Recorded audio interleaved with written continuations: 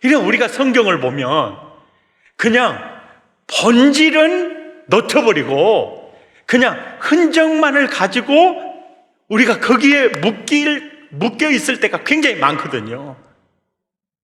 진짜 중요한 얘기가 뭐냐면은 바다에서 나온 짐승, 그리고 막 이적을 행하고, 그리고 또 땅에서 나온 짐승에 의해서 이렇게 많은 이렇게 포교 활동이 이렇게 진행이 될 때 우리가 정말 유혹에 넘어가면 안 되고 우리가 짐승의 표를 받으면 안 된다, 이런 측면에서는 우리는 예수와 하나 된 사람이고 예수 안에 있는 사람이지, 우리는 그 짐승과 하나 되면 절대 안 된다, 그런 메시지가 있다는 거예요. 메시지가. 아멘입니까? 아멘. 예, 이 점을 아주 이 성경이 말하고 있는 내용을 잘 아실 필요가 있다는 거예요. 자, 이제 새 짐승의 모습이요, 용의 모습하고 바다에서 나온 짐승의 모습하고 땅에서 나온 짐승의 모습이 똑같아요. 한번 봐보세요.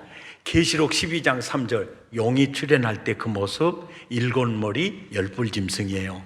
자, 계시록 13장 1절, 바다에서 나온 짐승, 일곱 머리 열뿔 짐승이에요. 맞죠? 자, 계시록 17장 3절에 거기 짐승이 나오죠? 거기도 일곱 머리 열뿔 짐승이에요. 무슨 얘기인지 아시겠어요? 그래서 일곱 머리가 이게 어떻게 해석을 하지? 열뿔을 어떻게 해석을 하지? 이것이 중요한 게 아니에요. 가장 중요한 게 뭐냐면은 용이나 바다에서 나온 짐승이나 땅에서 나온 짐승이나 이것이 바로 무엇을 말하고 있는 것이냐, 그림으로 이제 보여드리면은 바로 이거예요. 이거 머리가 일곱, 뿔이 열이요. 이 모습이에요. 이게 용의 모습이고 바다에서 나온 짐승의 모습이고 또 다른 짐승의 모습이 이 모습이에요. 그러니까 용의 모습과 바다에서 나온 짐승의 모습과 땅에서 나온 짐승의 모습이 다 이 모습인데 완전 괴물이죠. 여러분, 저 괴물하고 같이 살래요? 정이 뚝 떨어지죠? 그 표현을 쓰고 있는 거예요. 아멘.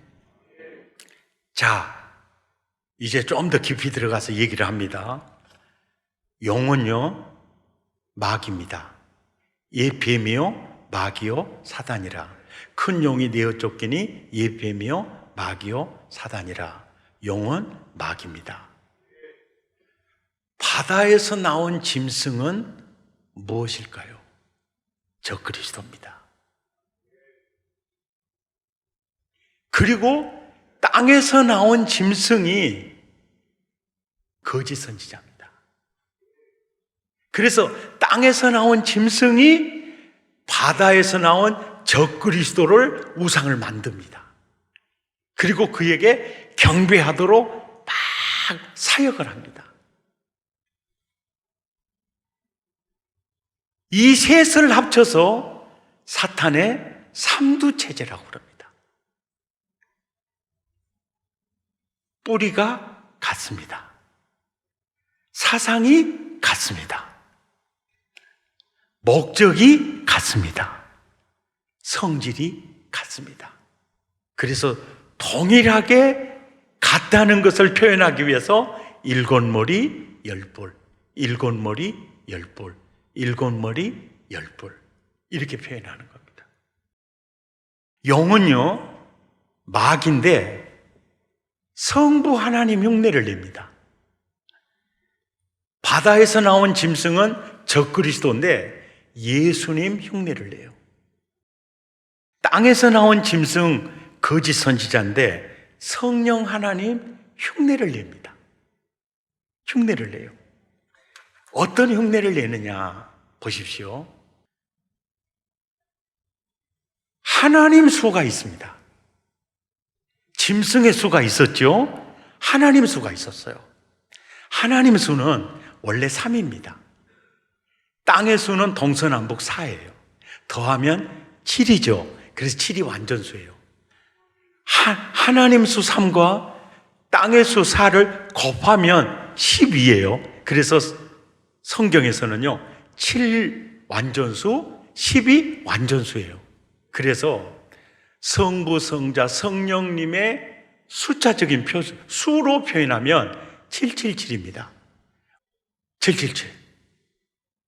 777은 이제 하나님 수예요. 그러니까 마귀, 적그리스도, 거짓 선지자 누구 흉내를 낸다고요? 하나님 흉내를 내요. 그런데 기껏 알아도 777에는 미치지를 못해요. 그래서 그 수가 짐승의 이름, 숫자적인 표시는 666이라는 거예요.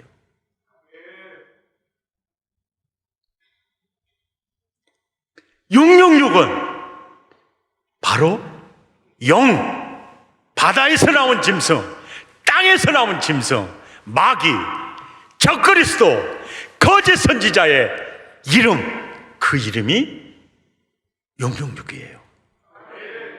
그래서 666은 짐승의 수다는 거예요. 짐승의 수다. 짐승의 이름이라는 거예요. 이름이라는 거예요. 네. 아멘입니까? 그런데요, 이제 더 깊이 들어가서 이제 보면은 계시록 13장 2절에 보면 내가 본 짐승은 표범과 비슷하고 입은 사자의 입 같고 그리고 발은 곰의 발과 같아요. 곰의 발과 같아요.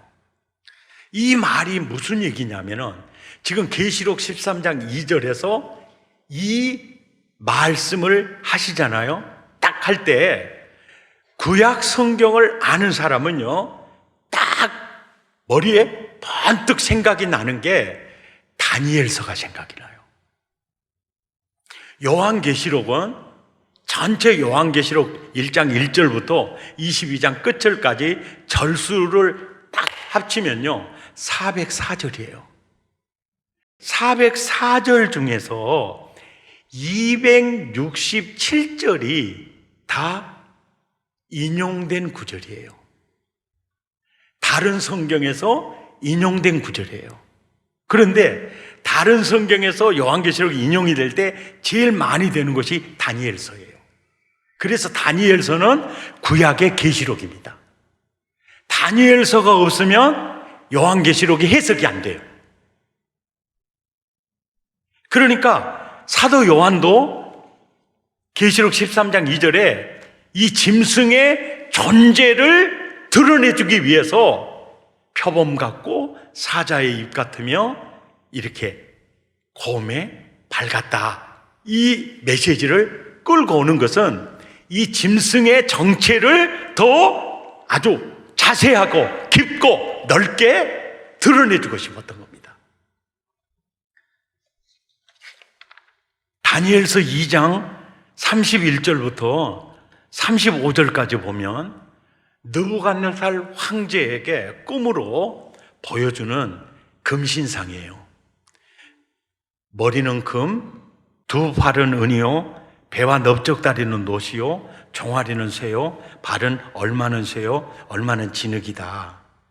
그러더니 나중에 34절에 보니까 이제 뜨인 돌이 나타나더니 신상에 쇠와 진흙과 발을 쳐서 부러뜨리더라.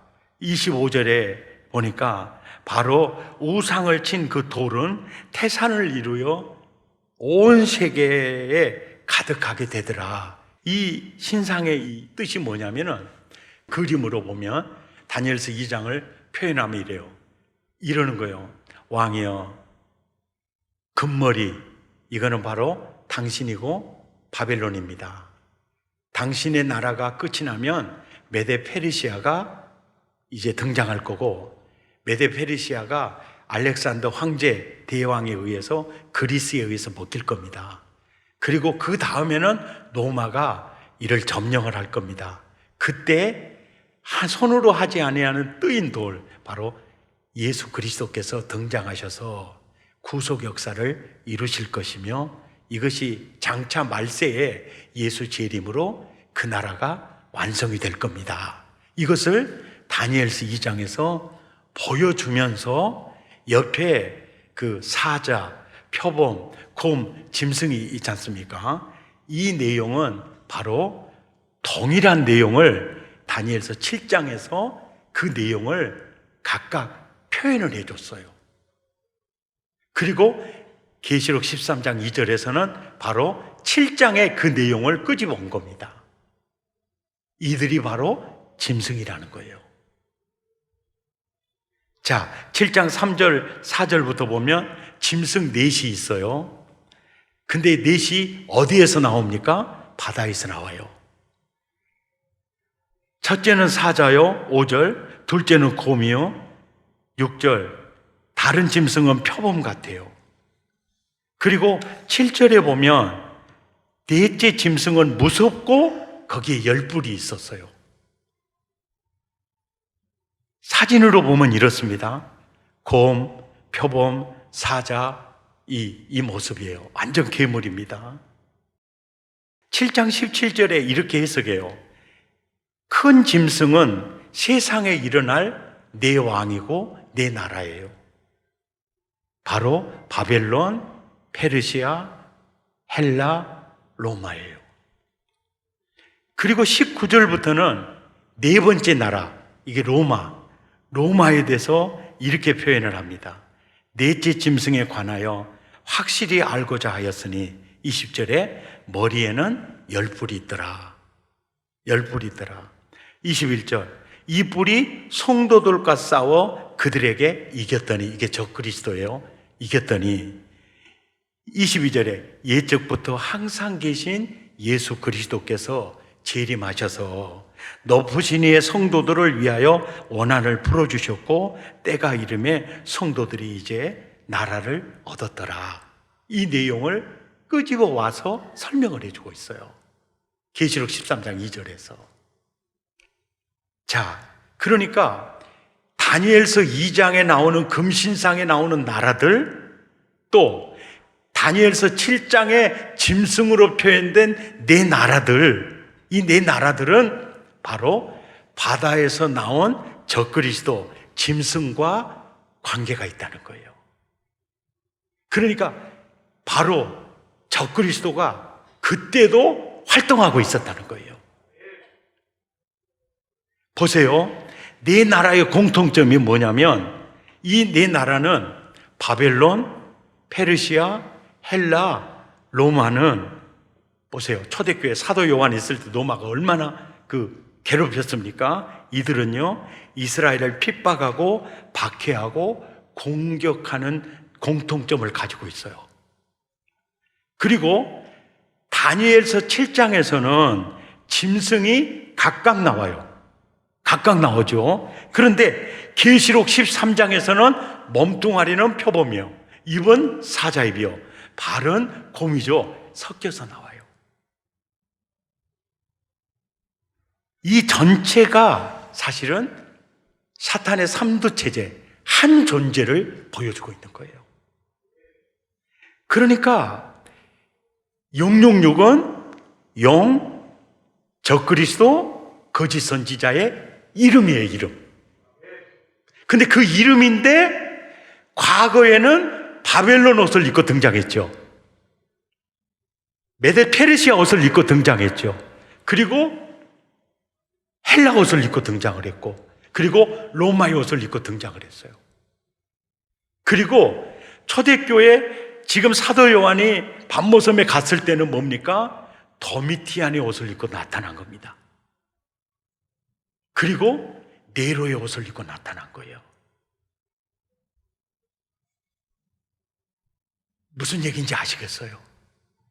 그리고 종교개혁이 일어나 교황이요, 개혁 신교도들을 몇 명을 죽였느냐, 학자들에 따라서 수치는 많이 다르는데요, 가장 설득력 있는 것은요, 1억 정도를 죽입니다.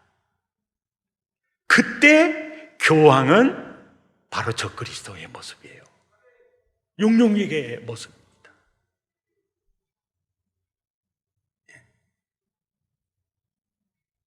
그래서 이 666은 암호예요, 암호. 자, 네로 황제가 있던 시대에 네로야! 저 적그리스도야! 그러면 더 힘들잖아요. 야야, 저 666이야.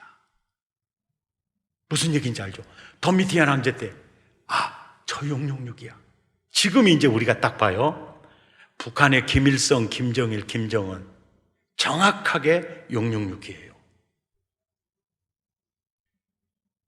그러니까 이 666은요, 예수님 재림하기 직전에 한번 딱 나타날 존재가 아니에요. 구약에서부터 바벨론, 헬라, 로마, 그리고 세계 교회 역사에 666이 계속해서 활동하고 있어요. 이해가 되시면 아멘 하십시다. 아멘입니까? 활동하고 있어요. 17절을 보세요. 13장 17절.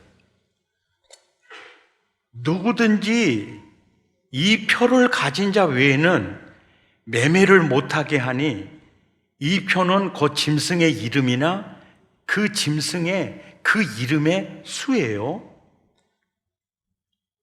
지혜가 여기 있으니 청명한 자는 그 짐승의 수를 세어보라. 그것은 사람의 수니 그 수는 666이더라. 이 표를 절대로 받으면 안 된다. 그러면서 16절에 있죠. 오른손에나 이마에 표를 이 거짓 선지자가 받게 해요. 받게 할 때 이마에나 오른손에 짐승의 표를 받으면 안 된다. 이 얘기를 하고 있죠. 그러니까 우리는 이 표 받으면 안 돼. 경계심은 있어요. 그런데 666 버스 타고 내려두려고 하거나 이렇게 이런 그런 오류 속에 이제 빠지기도 하거든요. 빠지기도 해요. 그래서 앞으로 이제 그 예수 재림하시기 직전에 아주 무시무시한 적그리스도가 나타나서 짐승의 표를 이렇게 이마에다가 오른손에 이렇게 해주지 않을까, 이런 생각을 이제 가지면은 성경을 문자적으로 받아들여서 그래요. 이게 문자적으로. 근데 묵시문학은 상징이 많아요. 상징이 많아요. 그래서 이 계시록을 사도 요한을 통해서 예수님이 주실 때 얼마나 자세하고 자상하게 주시느냐 하면은, 이마에 오른손에 표 받으면 안 돼. 표 받으면 안 돼. 이런 노이로제 형태로 있을 가능성이 많잖아요. 왜냐하니까 문자적으로 막 받아들일 가능성이 많잖아요. 이런 위험성을 완전히 해결해 주는 구절이요, 계시록 13장 18절 다음에 나오는 절이에요. 그 어디입니까? 14장 1절이에요. 성경을 보세요. 이 이마에나 오른손에 짐승의 표를 받게 하고를 문자적으로 해석하고 그렇게 믿고 그것에 대해서 이렇게 힘들어할 교인들이 분명히 있을 것을 예상하신 그 주님이 14장 1절에 가서 그 문제를 완전히 해결을 해줘요.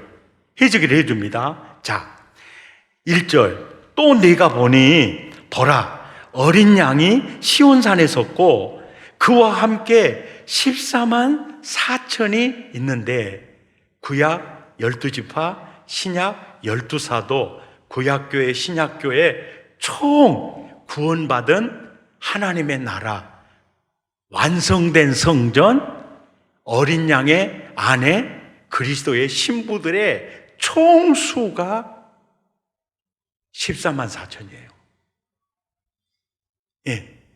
14만 4천이 서 있는데 그들의 이마에는 어린 양의 이름이 써져 있어요. 또 아버지의 이름 쓴 것이 다 있어요. 14만 4천의 이마에 다 이름이, 예수 이름이 써져 있고 성부 하나님 이름이 딱 써져 있어요. 옆 사람 이마에 써졌나 확인해 봐요. 이게 구원 받았나 못 받았나, 이게 증거예요. 자, 이름 써진 사람 손 한번 들어봐요. 이거 뭐요? 상징이에요. 어린 양의 이름이 이마에 써져 있고 성부 하나님의 이름이 써져 있다? 이건 상징이에요. 이거 어떤 상징이냐면, 주님이 나를 딱 보더니 네 속에 예수님 계시구나, 네 속에 성령님이 계시구나, 네가 성전이구나, 이 표현이 성부 하나님의 이름이 기록되어져 있고 성자 예수님의 이름이 기록되어져 있고, 너 예수의 것이구나, 믿습니까? 이 표현이라는 거예요. 이 표현 믿으시기 바랍니다. 이게 딱 보면 예수가 보이는구나, 저분 안에 성령께서 내주하고 사시는구나. 아멘입니까? 그러니까 바로 그게 이름이라는 거예요. 이름. 이마에만 써진 게 아니라 아주 딱 보니까 너 예수 이름이구나. 믿습니까? 짐승의 표가 뭐냐? 딱 보니까 너 적그리스도의 영의 사람이구나. 너 적그리스도를 경배하고 적그리스도가 좋아서 너 거짓 선지자를 따랐던 그 이름이 네 이마에 있구나. 네 영혼을 보니 어두움의 영이 네 속에 가득하구나. 그것이 표라는 거예요. 표. 짐승의 이름, 영, 적그리스도, 거짓 선지자, 그 이름이 너 머리끝에서 발끝까지, 너를 딱 보니 너 그 종자구나. 믿습니까?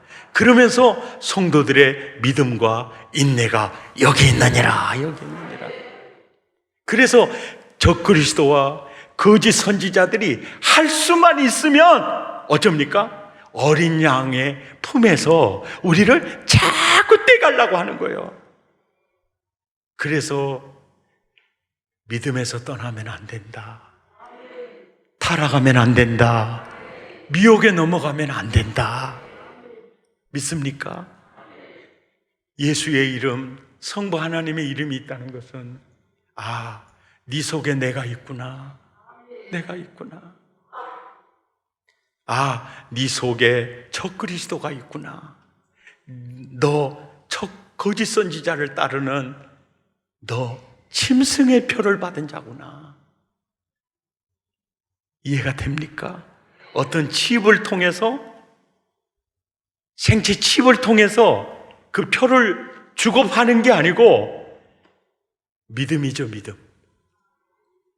하나님 안에 있느냐, 그리스도 안에 있느냐, 그리스도 밖에 있느냐, 그 표식이라는 거죠.